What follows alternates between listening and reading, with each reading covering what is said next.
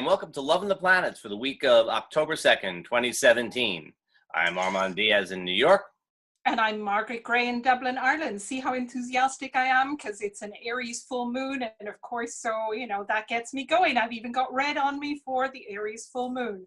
So what do you think of this week, Armand? I mean, there's a lot going on, isn't there? Between Venus and the full moon and Mars and so on. My sense is either very good or very bad. No, not bad, not bad. We don't say bad, very challenging. No. Very good or very challenging. And challenging is a way to say bad. We have Venus trines Pluto on Tuesday. Now, here's an aspect. It's a closing trine, but it's a full moon. I'm thinking that's it's either passionate or, well, it's passionate, but passion means a lot of different things, It can be passionate fighting. It can be passionate loving.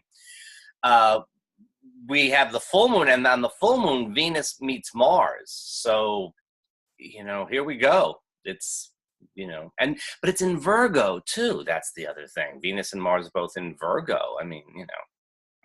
Yes, it's quite a different energy to the full moon energy because, as you say, we start with this Venus trine Pluto. And of course, the one thing we can say about it, as you say, could be passion either way, but it's certainly intense. So we kind of start the week in such an intense way.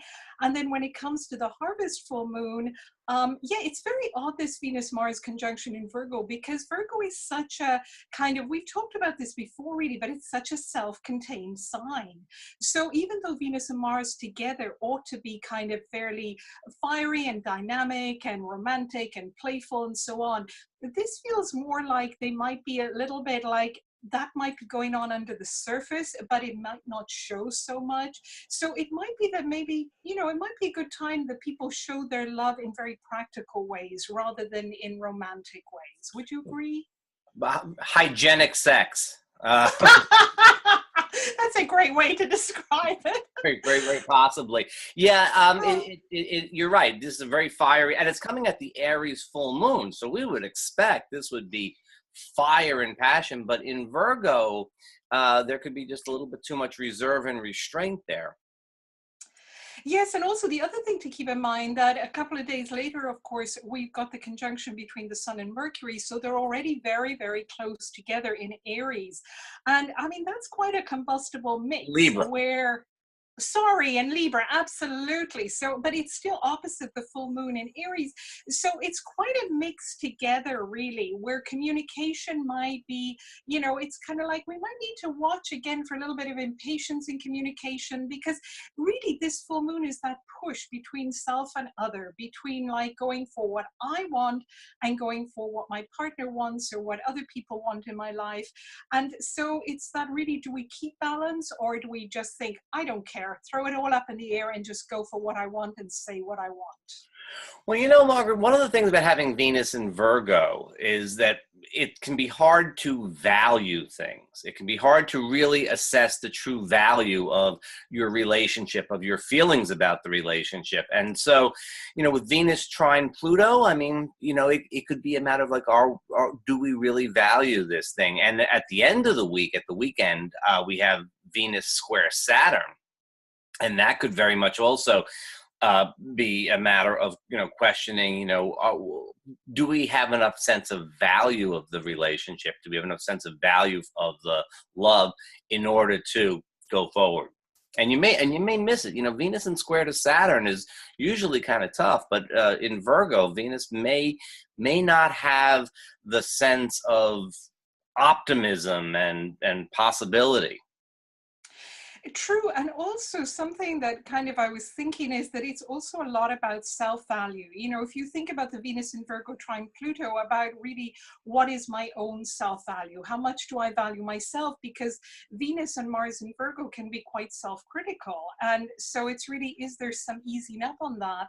And that's repeated really at the end of the week with that Venus square Saturn, that I think it can be again about, am I of value? Do I value myself? And we all know, again, it's back to that kind of cliche thing, but unless we value ourselves, it's very hard to be balanced in a relationship that's equally balanced. So I think this week is really a lot about that. And of course, again, the full moon in Aries is also about self. So maybe it's self in a good way rather than self in an egotistical way. It's like, look at myself and, do I feel I'm important enough to myself? Do I value myself? Is my relationship balanced out, between what I do for myself and what I do for my significant other? Otherwise, of course, it all goes pear-shaped, really.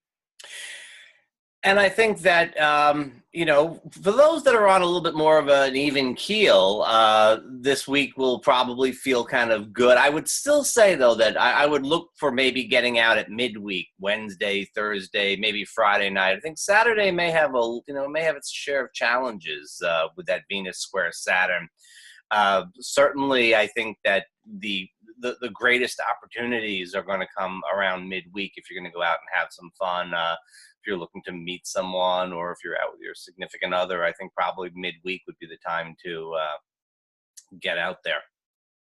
And also just a reminder that, of course, Aries, full moon in Aries is also about friendships. So a lot of what we're saying, of course, applies also to our friendships, that we might be doing some reevaluation of what our friendships are about. And do we value ourselves? Do we feel valued in our friendships? All of these themes apply. They're not just about partners.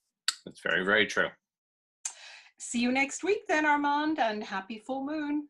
Happy full moon, Margaret.